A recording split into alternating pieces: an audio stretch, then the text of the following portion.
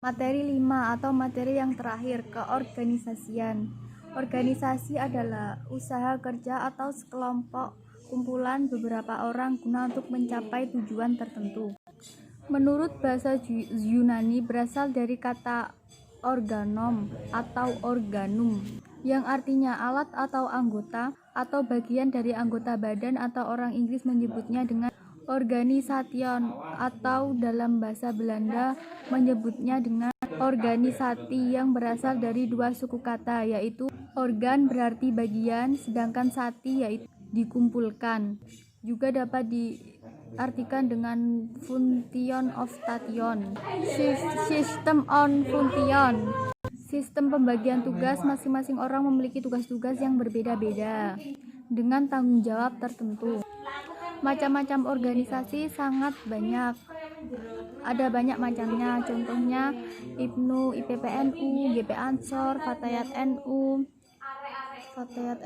terus PMI, Muslimat NU, dan masih ada banyak lagi.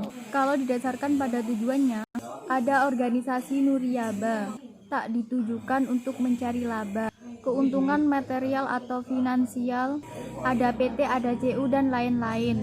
Organisasi sangat bermacam-macam dan beragam jumlahnya asal mengandung makna atau tujuan yang berarti. Unsur-unsur organisasi mencakup 3 hal, yaitu perkumpulan manusia, kerjasama, dan tujuan bersama. Kumpulan manusia. Tanpa adanya kumpulan manusia tidak terbentuklah sebuah organisasi. Mengapa demikian? Karena tanpa manusia kita tidak bisa. Apa saran si A dan apa saran si B.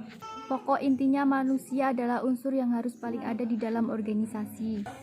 Kerjasama. Kalau unsur pertama adalah pelaku, berarti unsur kedua adalah tata krama, tata usaha, dan tata aturan. Adanya kerjasama ini terbentuklah atau perbedaan saran orang-orang tertentu. Kerjasama adalah inti hakikat dari suatu organisasi. Agar kerjasama berjalan dengan lancar, sangat diperlukan adanya komunikasi yang baik antar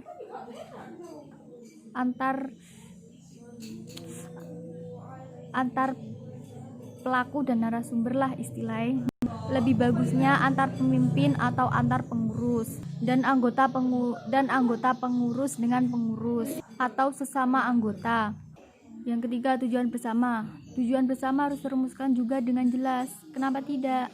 Untuk organisasi mungkin tidak diperlukan adanya peraturan dasar atau adanya aturan baku yang mengatur organisasi. Prinsip-prinsip organisasi. Yang pertama, prinsip organisasi harus jelas, mulai dari pertama, penjelasan, tujuan, bentuk, sifat, dan usaha apa yang dilakukan. Dan yang kedua, perumusan organisasi itu bisa dipahami oleh warga atau anggotanya organisasi. Yang ketiga, adanya satuan perintah dan tanggung jawab. Dan yang keempat, adanya pembagian tugas. Dan yang kelima, adanya koordinasi yang berkaitan dengan kegiatan, dengan usaha mengerahkan potensi dan sumber daya yang kita miliki. Apa sih manfaat berorganisasi itu? Ada banyak sekali. Manfaat organisasi untuk diri sendiri, yaitu melatih leadership, memperluas pengetahuan dan menambah wawasan dan pengetahuan, memperluas pergaulan, membentuk karakteristik seseorang, dan sebagai ajang kerja yang sesungguhnya. Dan yang kedua, untuk keluarga, agar bisa mengangkat harkat orang tua bila berprestasi di dalam organisasi, menambah relasi yang berguna di kemudian hari. Dan yang terakhir, untuk masyarakat, bila kita bisa memberi kontribusi yang baik, maka pun kita juga bisa memberi profil yang baik kepada mereka. Ya itulah materi Magista yang saya tahu.